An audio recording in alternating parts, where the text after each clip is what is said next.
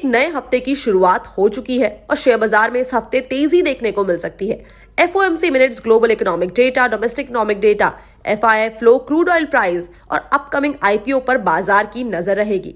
यहाँ हम ऐसे फैक्टर्स के बारे में बता रहे हैं जिनसे 20 नवंबर यानी कि सोमवार से शुरू होने वाले हफ्ते में बाजार की चाल तय होगी। सबसे पहले FOMC मिनट्स। ग्लोबल मार्केट 1 नवंबर को खत्म हुई मॉनेटरी पॉलिसी मीटिंग के FOMC मिनट्स पर नजर रखेंगे। ग्लोबल इन्वेस्टर्स, इकोनॉमिस्ट को गिरती महंगाई को देखते हुए रेट ग्रोथ साइकिल के पॉसिबल एंड के लिए और ज्यादा सिग्नल्स की उम्मीद रहेगी। इसके साथ ही साथ American central bank federal reserve कुछ इंपॉर्टेंट फैक्टर्स पर फोकस कर रहा है, जैसे कि महंगाई को 2% पर लाना, मैक्सिमम एम्प्लॉयमेंट दर्ज करना और मंदी से बचना, या तो फिर अमेरिकी इकोनॉमी के लिए सॉफ्ट लैंडिंग की तलाश करना। इसके साथ ही साथ फेड एक्सेसिव पॉलिसी स्ट्रिक्टनेस से बचना चाहता है, जो बैंकिंग सेक्टर को इफेक्ट कर सकता है। कुछ एक्सपर्ट्स का अनुमान है कि फेड दूसरी छमाही के बजाय साल 2024 की पहली छमाही में ब्याज दर में कटौती करना शुरू कर सकता है। अक्टूबर में अमेरिकी इन्फ्लेशन 3.2% पर आ गई है, जबकि सितंबर में ये 3.7% थी। इसके अलावा global economic data, FOMC minutes के अलावा नवंबर के लिए मैन्युफैक्चरिंग और सर्विस PMI के आंकड़े आने वाले हैं। इसके अलावा अक्टूबर के लिए जापान की महंगाई और अमेरिकी नौकरियों के आंकड़ों पर भी नजर रहने वाली है। इसके बाद आता है क्रूड ऑयल प्राइस। इन्वेस्टर्स की नजर क्रूड ऑयल पर भी रहेगी। एक इंपोर्टर के रूप में भारत जैसे उभरते बाजारों के लिए क्रूड ऑयल सबसे बड़ा रिस्क है। डिमांड कंसर्न्स, अमेरिकी रॉ मटेरियल के स्टोर में भारी ग्रोथ और बढ़ती नॉन ओपेक सप्लाई के कारण तेल की कीमतों में गिरावट आ रही है। ऑयल की कीमतों के लिए अंतर्राष्ट्रीय बेंचमार्क ब्रेंट क्रूड वायदा पिछले हफ्ते 4 महीने के निचले स्तर पर आ गया है। हफ्ते के दौरान कीमतें 1% गिरकर $80.6 प्रति बैरल पर आ चुकी है, जो जुलाई के दूसरे हफ्ते के बाद सबसे निचला क्लोजिंग लेवल है। तेल की कीमतें अक्टूबर के हाई $92.38 से लगभग 13% नीचे आ चुकी है। इसके अलावा जो दूसरा फैक्टर है वो है FII flow. Foreign institutional investors की तरफ से सेलिंग में कमी और इस बात को लेकर बढ़ती उम्मीद कि फेड ने रेट हाइक साइकिल को पूरा कर लिया है। इससे भी इक्विटी बाजार की परसेप्शन बदल गई है। अमेरिकन बॉन्ड डील में गिरावट के बाद FII की तरफ से सेलिंग घटी है, लेकिन मजबूत DI के डेटा से पता चलता है कि बाजार पर FII का इफेक्ट कम होता हुआ दिख रहा है। फॉरेन इंस्टीट्यूशनल इन्वेस्टर्स ने 2 दिन की खरीदारी के कारण पिछले हफ्ते के दौरान 215 करोड़ रुपए के शेयर्स बेचे हैं, लेकिन DIs ने इसकी पूरी तरह से भरपाई कर ली है। उन्होंने हफ्ते के दौरान 1580 करोड़ रुपए के शेयर्स खरीदे हैं।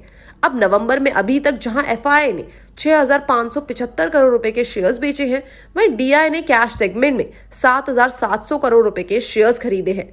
इसके अलावा अगर बॉन्ड डील की बात करी जाए तो अमेरिकन 10 इयर्स ट्रेजरी यील्ड शुक्रवार को वीक ऑन वीक बेसिस पर 4.64% के मुकाबले 4.44% पर बंद हुई है। इसी ड्यूरेशन के दौरान अमेरिकन डॉलर इंडेक्स 105.86 के स्तर से गिरकर 103.82 पर आ चुका है। इसके अलावा जो नेक्स्ट फैक्टर आता है वो है domestic economic data. Domestic economic data की बात करें तो अगले हफ्ते 24 नवंबर को 17 नवंबर को समाप्त सप्ताह के लिए फॉरेन एक्सचेंज रिजर्व का डेटा सामने आएगा। इसके साथ ही साथ बाजार की नजर प्राइमरी मार्केट पर भी होगी, क्योंकि अगले हफ्ते 6 कंपनियां 7400 करोड़ रुपए के IPO ला रही है। सरकारी company Indian renewable energy development agency का IPO 21 नवंबर को ओपन होगा। ये 2150 करोड़ रुपए का इशू होगा और 23 नवंबर को क्लोज होगा। इसका प्राइस बैंड 30 से 32 रुपए प्रति शेयर रहेगा। इसके अलावा मेन बोर्ड सेगमेंट में Tata technologies, Gandhar oil refinery India, fed bank financial service और फ्लेयर राइटिंग इंडस्ट्रीज के IPO है। ये भी इशू 22 नवंबर को ओपन और 24 नवंबर को क्लोज होंगे। टाटा टेक्नोलॉजीज के IPO के लिए प्राइस बैंड 475 से 500 रुपए प्रति शेयर के बीच रखा गया है और कंपनी इशू से 3042 करोड़ रुपए जुटाएंगी। वहीं गांधार ऑयल रिफाइनरी इंडिया के IPO से 500 करोड़ रुपए जुटाने का टारगेट रखा है।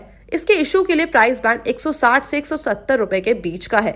NBFC fed bank financial service IPO से 1092 करोड़ रुपए जुटाएगी। इसका प्राइस बैंड 133 से 140 रुपए प्रति शेयर रखा गया है। वहीं फ्लेयर राइटिंग इंडस्ट्री अपने IPO से 995 करोड़ जुटाना चाहती है। इसका प्राइस बैंड 278 से 304 रुपए प्रति शेयर रखा गया है।